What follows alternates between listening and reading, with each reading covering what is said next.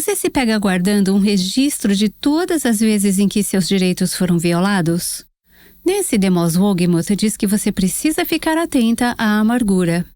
Se você não abrir mão dos seus direitos, vai viver como uma mulher amarga, brava, culpando os outros e infeliz. Mas você não precisa viver assim. A liberdade vem quando abrimos mão dos nossos direitos, trocamos a amargura pelo perdão, pelo amor e pela gratidão.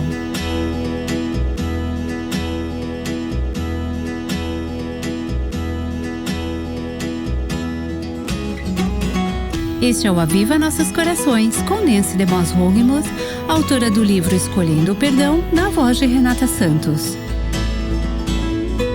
A amargura envenena seus relacionamentos, suas emoções e até a sua aparência física. Nancy tem nos dado uma visão sobre a vida de Noemi, uma personagem bíblica marcada pela amargura. Este é o 7º episódio da série Ruth, o poder transformador do amor redentor. Finalmente chegamos ao final do capítulo 1 do livro de Ruth. Mas antes de encerrar, gostaria que voltemos e reflitamos por mais um tempo sobre a questão da amargura. Quando Noemi chegou a Belém com Ruth, as pessoas que a conheciam de anos atrás, mas que agora mal a reconheciam, disseram: "Essa não é a Noemi?" Ao que ela respondeu: "Não me chamem de Noemi, que significa agradável, mas Mara, que significa amarga. Porque o Todo-Poderoso me deu muita amargura." Não é interessante como a amargura afeta nosso bem-estar físico, nossa expressão e nossa aparência? Às vezes, só de olhar para algumas mulheres dá para perceber que elas são mulheres amarguradas. Há linhas de dureza, raiva e amargura que, de alguma forma, acho que aparecem em nosso rosto como mulheres mais do que nos homens. Noemi estava quase irreconhecível. Ela havia se mudado há 10 anos, mas ela era adulta quando saiu.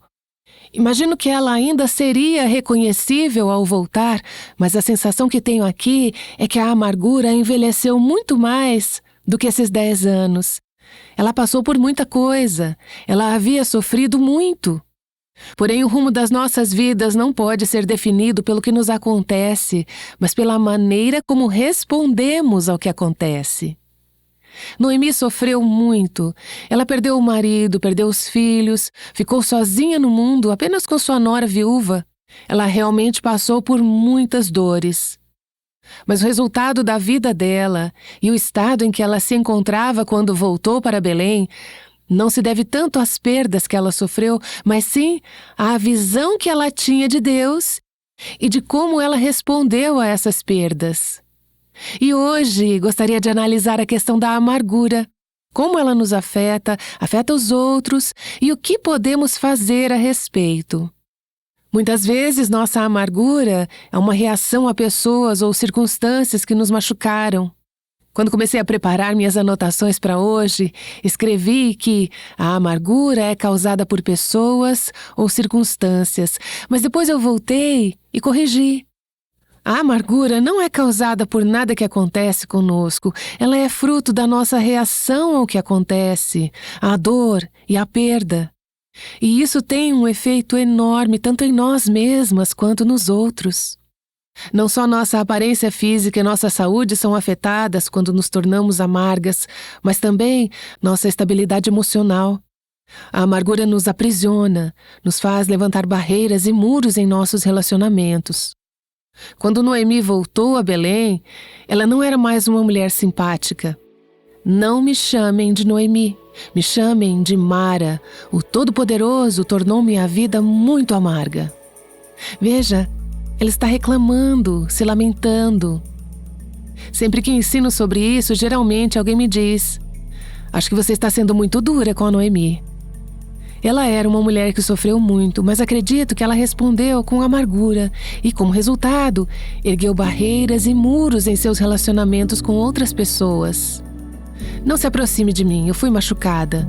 Não estou disposta a correr o risco de me machucar de novo. Talvez você já tenha sentido isso quando perdeu amigos próximos ou quando eles se mudaram. Já se pegou pensando: Não vou me aproximar de mais ninguém, porque assim que eu fico próxima de alguém, essa pessoa vai embora. A amargura nos faz erguer esses tipos de muros. Com o tempo, a amargura transborda. Não conseguimos mantê-la guardada dentro de nós. Ela acaba saindo nas nossas palavras, assim como aconteceu com Noemi, quando ela falou com os moradores da cidade.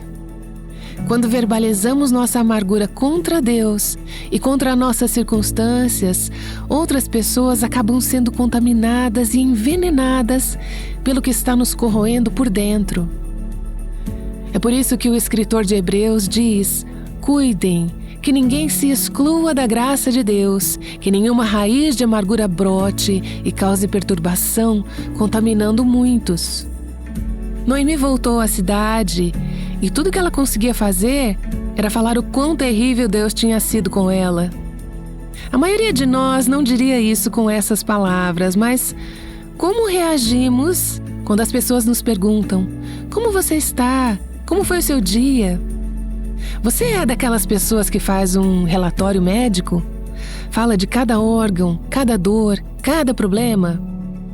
Não é agradável estar com alguém assim. Frequentemente me pergunto, ao ler essa passagem: será que eu sou uma dessas pessoas que está sempre tendo um dia ruim? Isso faz com que as pessoas não queiram ficar perto da gente. Acabamos contaminando os outros. Como podemos nos livrar dessa raiz de amargura? Eu tenho 3 sugestões. Primeiro, precisamos parar de olhar para fora e de culpar os outros. Não há ninguém a quem culpar. Precisamos parar de dizer: eu sou assim porque fulano fez tal coisa comigo. Ou eu não seria assim se não tivesse me casado com aquele homem, ou se eu não tivesse tido aquele pai, ou se o meu chefe não tivesse feito aquilo comigo. Pare de olhar para fora em busca de alguém para culpar. A segunda coisa é olhar para dentro. Precisamos chegar ao ponto de reconhecer que estamos realmente amargas. Isso é difícil de admitir. Não nos importamos em dizer que fomos machucadas, porque isso sugere que outra pessoa fez algo para nos ferir. Somos vítimas, não somos responsáveis. As mulheres costumam me dizer: estou machucada, estou ferida. Mas eu quase nunca ouço uma mulher dizer: eu sou uma mulher amarga. Por quê? Porque a amargura sugere que fizemos algo errado, que reagimos de maneira errada. Precisamos chegar ao ponto de assumir a nossa responsabilidade. Sabe, é fácil ver isso nos outros. Muitas vezes conseguimos perceber: aquela pessoa é tão amarga. Mas é muito difícil enxergar a nossa própria amargura. É difícil até mesmo saber quando realmente nos tornamos amargas. Como você pode saber se está amargurada? Bom, eu acho que 2 perguntas são úteis.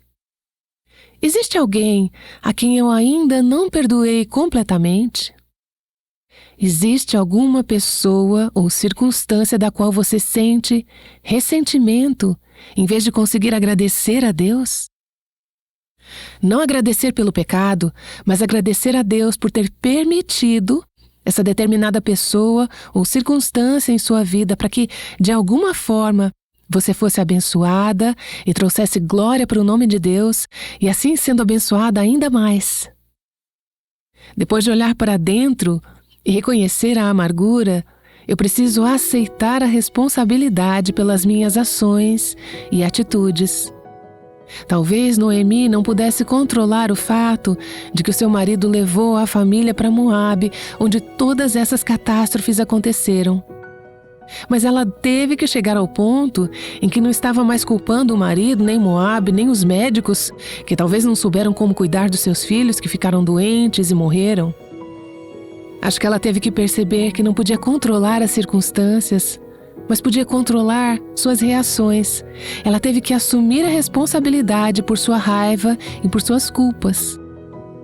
Não queremos olhar para fora. Precisamos olhar para dentro. E mais importante, olhar para cima, para Deus. Quando estamos feridas e amarguradas, esse pode ser o último lugar onde queremos fixar nossos olhos, mas deveria ser o primeiro. O que fazemos quando olhamos para cima?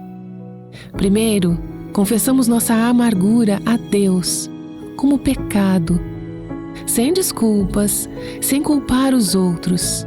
Arrependemo-nos e dizemos: Senhor, eu estou amargurada, eu pequei contra Ti com minha amargura. Por favor, me perdoe. E depois, ao olhar para cima, perceber o quanto Deus nos ama e que Ele se alegra em nós.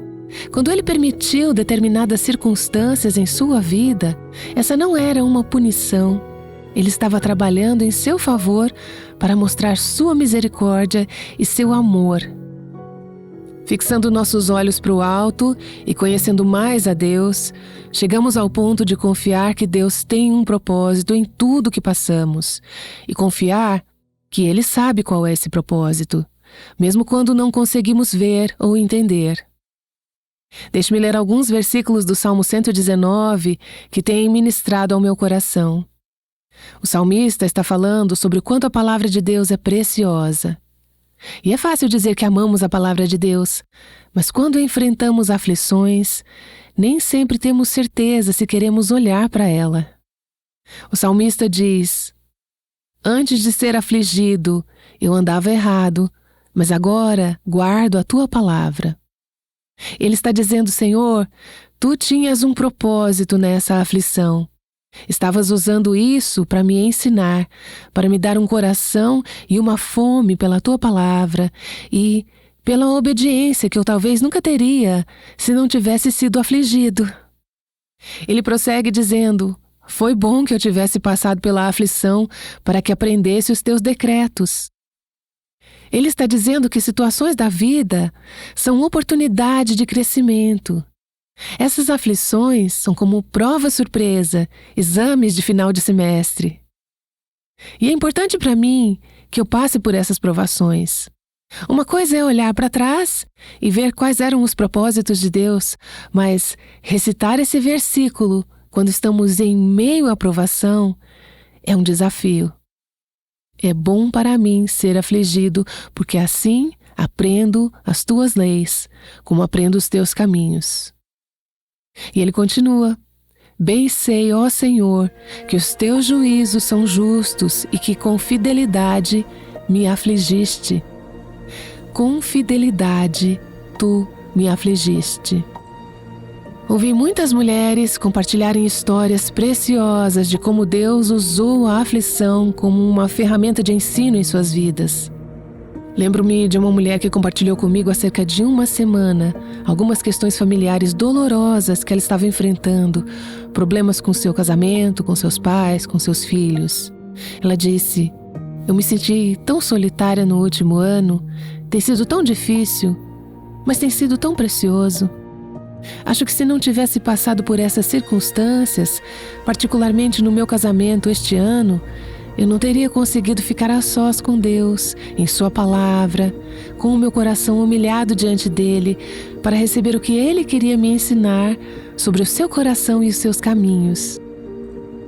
A verdade é que, se você e eu estamos sendo afligidas de alguma forma, é por causa da bondade e da fidelidade de Deus. É bom para mim ser afligido. E a liberdade da amargura virá quando concordarmos com essa verdade. Eu sei, Senhor, que os teus juízos são justos e que com fidelidade me afligiste. E ao aceitarmos os propósitos de Deus, também podemos perceber que Ele tem uma provisão de graça para cada necessidade. Uma mulher parou para me contar sobre um conjunto desesperador de circunstâncias em sua vida, e ela disse entre lágrimas: Deus tem sido tão fiel comigo. Deus tem sido fiel à minha família durante tudo isso. Deus tem uma provisão de graça para cada necessidade.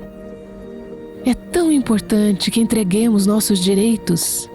Entregar o direito de ficar com raiva, de ser amarga, de ser amada, de ter uma vida fácil, de ter as coisas do nosso jeito.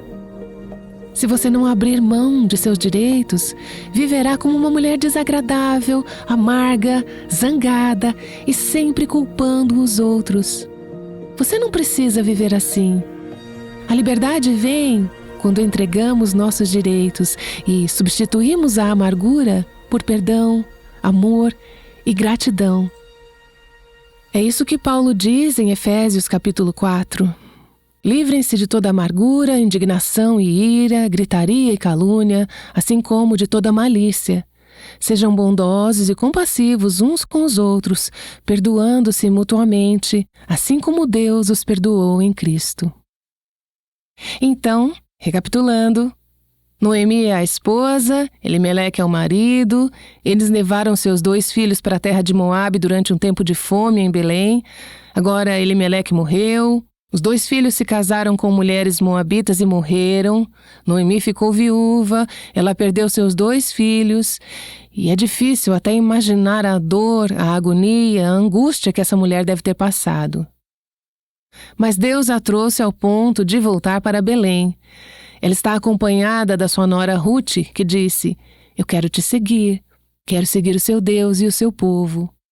Sua nora se converteu. As 2 mulheres voltaram para Belém, e é o tempo da colheita da cevada.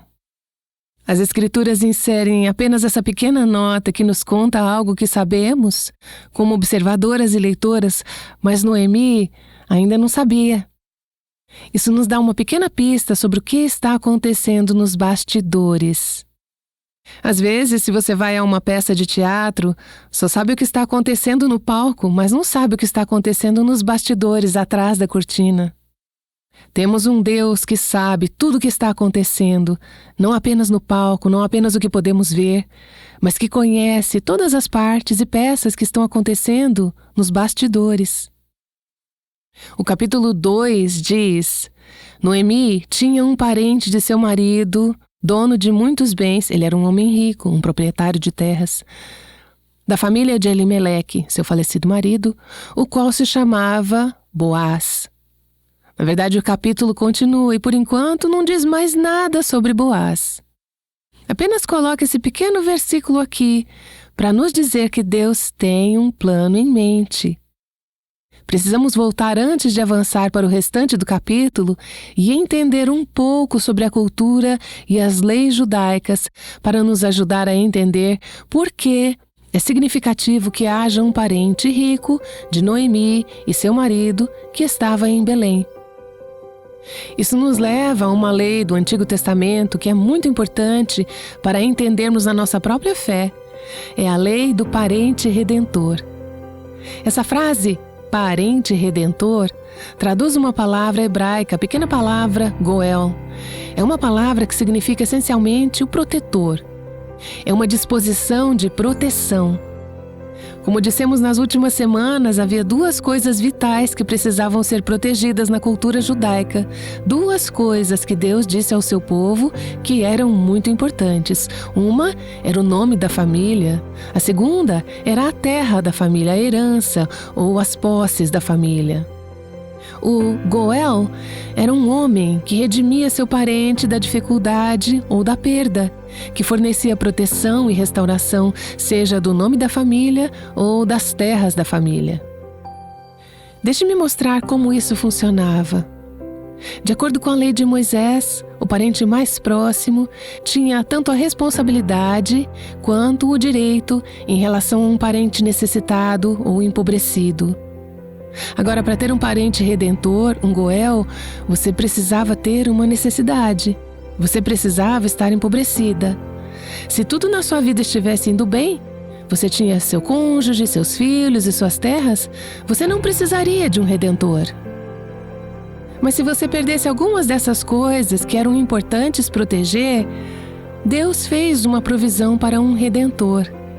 No que diz respeito às terras da família, se um homem tivesse que vender suas terras familiares por causa da pobreza, o parente mais próximo, o parente masculino mais próximo, tinha o direito de redimir essas terras, comprá-las de volta e restaurá-las àquele que as havia perdido.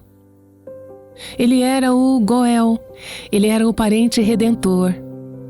Quando se tratava do nome da família, e vimos isso no capítulo 1, um homem tinha o dever, quando seu irmão morria sem filhos, de tomar a viúva como sua esposa e gerar filhos para o seu irmão, que então levariam o nome de seu irmão. Os filhos herdariam as terras do irmão. Portanto, era um sacrifício ser um Goel. Você tinha que estar disposto a pagar por essa terra. Você tinha que ter bens para pagar pela terra. Você tinha que estar disposto a tomar essa viúva como sua esposa. Mas os filhos não seriam seus filhos. Eles legalmente continuavam sendo os filhos do seu irmão. Essa era a forma de Deus, uma provisão graciosa, ajudar os judeus empobrecidos ou necessitados a manter suas terras familiares e o nome da família. Deus não fez isso apenas por causa deles, mas lembre-se, Deus tinha algo maior em mente. Deus tinha um plano maior, uma imagem maior. Havia um Messias vindo, havia um Redentor vindo, um Salvador do mundo. Esse Redentor das terras familiares e do nome da família apenas possibilitou que essa herança judaica piedosa continuasse até a época de Cristo. Esse Goel tornou-se uma imagem incrível de Cristo, que veio à Terra para nos redimir de nossas perdas. À medida que a história se desenrola, veremos como ele fez isso. Mas ao olharmos para esse primeiro versículo do capítulo 2, tudo que nos é dito é que Noemi tinha um parente de seu marido, dono de muitos bens, da família de Elimeleque, o qual se chamava Boaz. Aqui está Noemi, que está empobrecida. Ela perdeu sua família, não há esperança de que uma linha familiar continue. Ela está prestes a perder suas terras. Ela volta e, a partir de sua pobreza, terá que vender suas terras apenas para sobreviver. E, no entanto, ela tem um parente que é um dos homens mais ricos da terra. Embora, neste momento, ela nem saiba que tem esse parente e não veja conexão entre este parente rico e sua grande necessidade. Não é assim que acontece muitas vezes? Deus tem uma provisão. Deus fez uma provisão para nós através de Cristo. Deus faz provisões através de sua graça para nossas vidas todos os dias, para nos encontrar em nosso ponto de necessidade. Ele tem a provisão em vigor, mas muitas vezes não conseguimos vê-la. Não sabemos que ela está lá. Então, o que fazemos? Temos que confiar. É para esse ponto que Deus estava tentando trazer Noemi, onde ela confiaria que Deus realmente tinha uma provisão e um plano.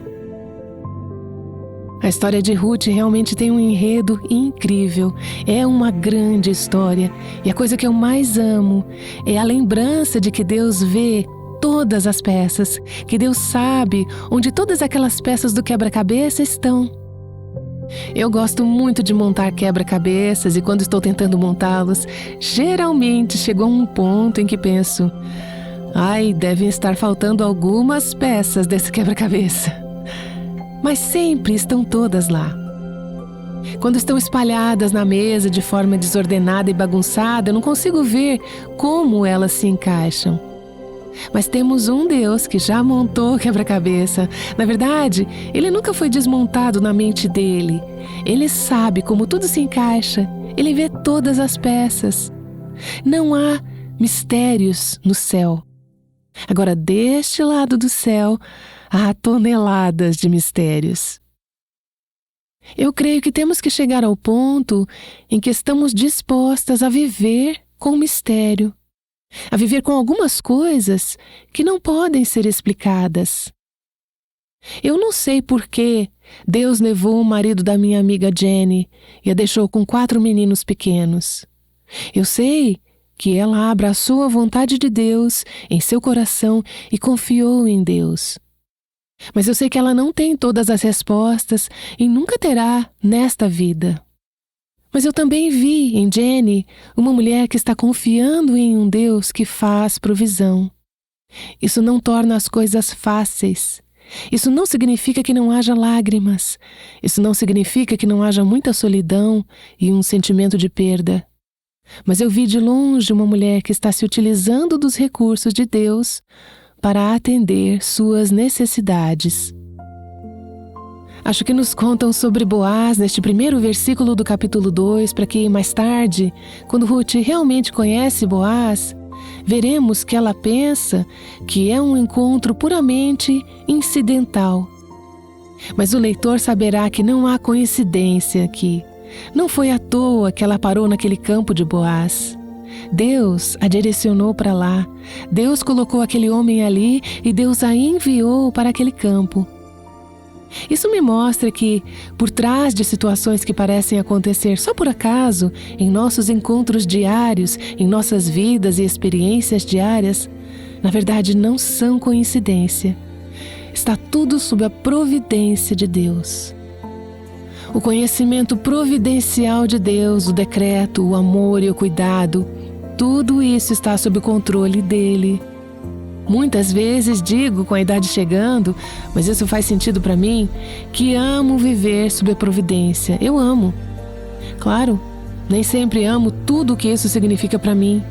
Nem sempre amo não saber o que Deus está fazendo, mas quando eu me afasto e adoro e reflito sobre quem Deus é e vejo o que Ele fez, recebo fé para crer que para os mistérios que eu estou vivendo agora, para as coisas que eu não consigo compreender ou entender, Ele é providencial. Ele é soberano, Ele se importa, Ele está construindo, Ele está orquestrando e entrelaçando as peças da minha vida para fazer uma grande história redentora. Não conseguimos ver o final da história, não sabemos como tudo isso vai se encaixar, mas vai. Deus nos dá esses pequenos vislumbres, esses pequenos indícios, por assim dizer. Noemi tinha um parente de seu marido, dono de muitos bens, da família de Elimeleque, o qual se chamava Boaz. Não sabemos mais do que isso ainda, mas à medida que a história se desenrola, veremos que esse comentário casual está realmente cheio de significado, cheio de providência e faz parte do plano de Deus.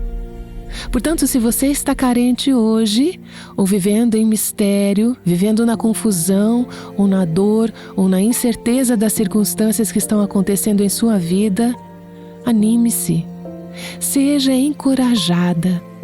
Há um Redentor nas proximidades, um homem de destaque, um homem rico, um homem de influência, um homem que tem o direito, o poder e a disposição de redimir você e suas perdas. Ele conhece suas necessidades, Ele ama você, Ele está comprometido com você e Ele pretende restaurá-la.